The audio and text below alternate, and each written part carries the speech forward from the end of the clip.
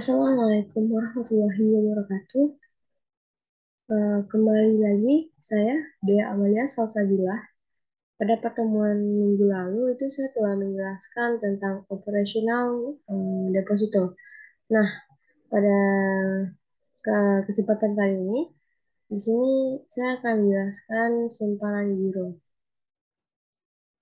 Nah, di dalam simpanan giro kita akan membahas beberapa pokok pembahasan, yaitu satu, pengertian giro. Yang kedua, sarana penarikan. Yang ketiga, yaitu karakteristik simpanan giro. Yang keempat, ketentuan umum. Dan yang kelima, itu ada jenis-jenis simpanan giro.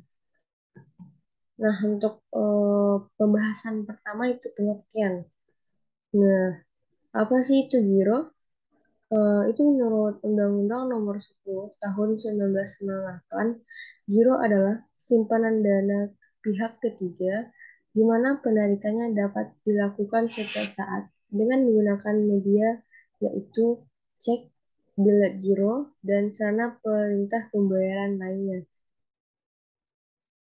Nah, maksudnya di sini berarti bahwa uang yang disimpan dalam rekening giro dapat diambil setiap waktu setelah memenuhi berbagai persyaratan yang telah ditetapkan sebelumnya.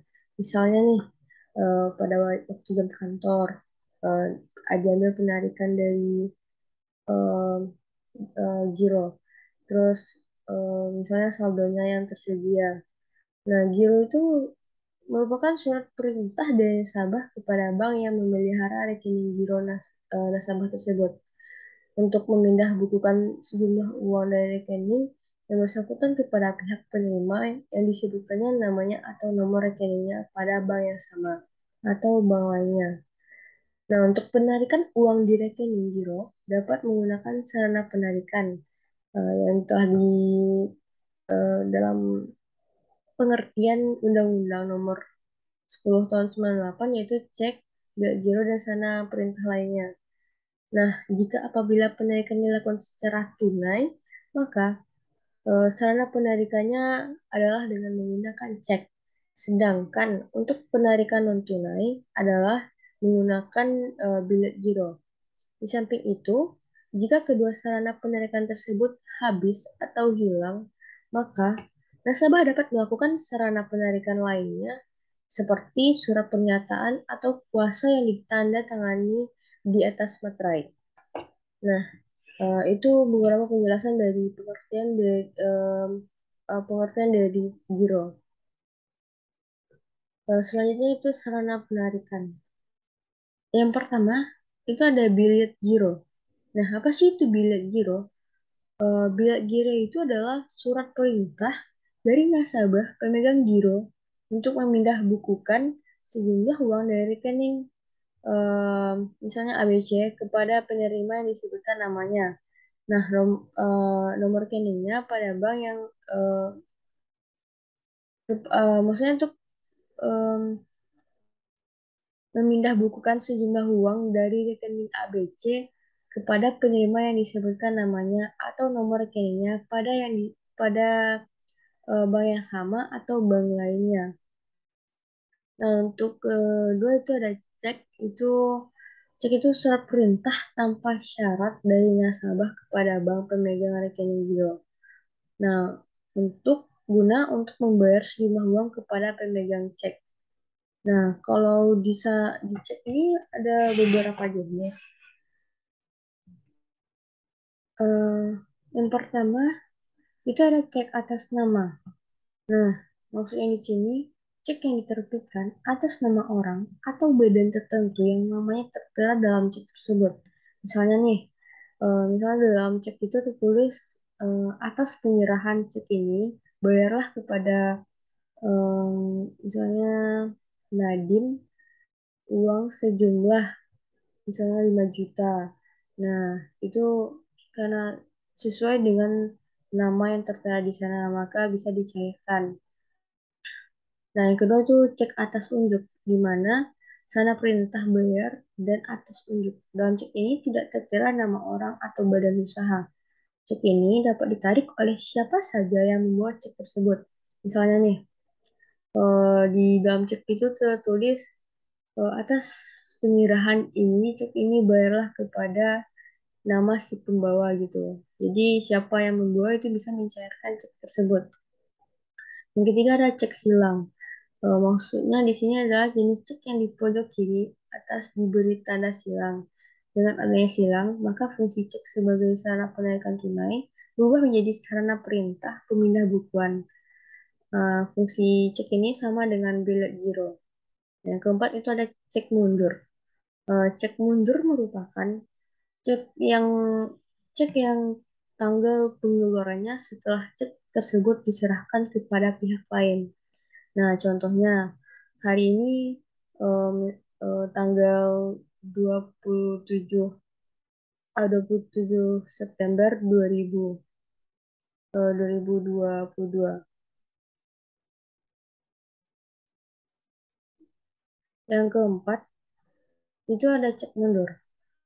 Eh, Maksud dari cek mundur di sini, cek yang tanggal pengeluarannya setelah em, cek tersebut diserahkan kepada pihak lain. Misalnya, tanggal 1 Mei 2022 itu Ibu Rosi. Ibu Rosi bermaksud mencairkan ceknya dalam mencairkan ceknya. Nah, dan di dalam cek tersebut tertulis tanggal 5 Mei 2022. Nah, jenis cek inilah yang disebut dengan cek mundur, artinya cek tersebut belum jatuh tempo. Hal ini biasanya terjadi karena ada kesepakatan antara si pemberi dengan si penerima cek. Nah, yang kelima itu ada cek kosong. Maksud cek kosong itu cek yang dananya tidak tersedia. Artinya, jumlah dana yang tertulis dalam cek tidak dapat dibayar karena dana yang ada di rekening giro itu kosong sebanyak 3 kali, maka nasabah akan masuk dalam blacklist. Yang ketiga itu karakteristik simpanan. Nah, untuk karakteristik ini yang pertama dapat ditarik oleh jiran. Siapa jiran ini? Maksudnya pemilik dari giro. Nah, yang kedua itu dikelompokkan sebagai sumber pendanaan jangka pendek oleh bank. Nah, yang kalau tiga itu biasanya itu bunga dari giro ini lebih rendah dari deposito maupun tabungan. Terus penetapan tingkat imbalan atau jasa giro merupakan otorisasi bank-bank yang bersangkutan. Yang keenam, yang kelima itu overdraft atau cerukan. Nah, apa sih maksudnya di sini? Em, Maksudnya di sini saldo normal rekening giro adalah kredit. Namun, jika jiran memperoleh fasilitas serukan atau overdraft, itu eh, yang bersangkutan, maka dimungkinkan terjadi saldo debit rekening gironya.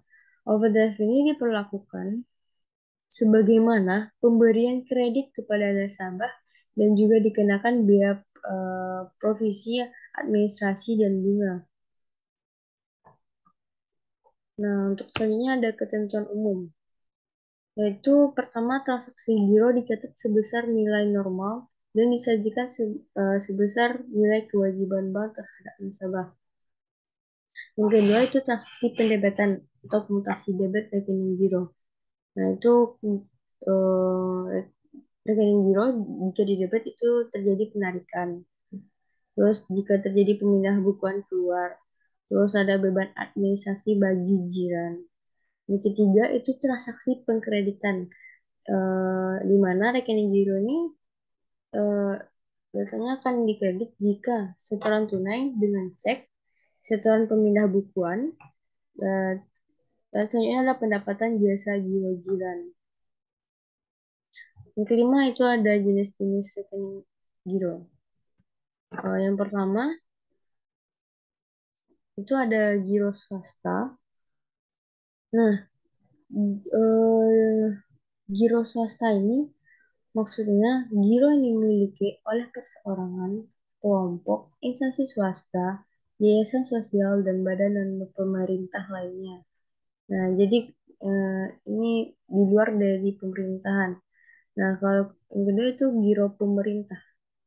Dari namanya saja itu pemerintah kan. Nah, jadi giro ini yang dimiliki oleh instansi pemerintah. Misalnya nih, giro kelurahan, giro departemen, giro dinas perpajakan, dan lain-lainnya. Nah, untuk orang-orang yang pemegang giro itu biasanya perorangan atau rumah tangga yang mempunyai usaha resmi. Terus ada lembaga keuangan. Yang ketiga ada lembaga pemerintah, ada perbankan, dan badan usaha.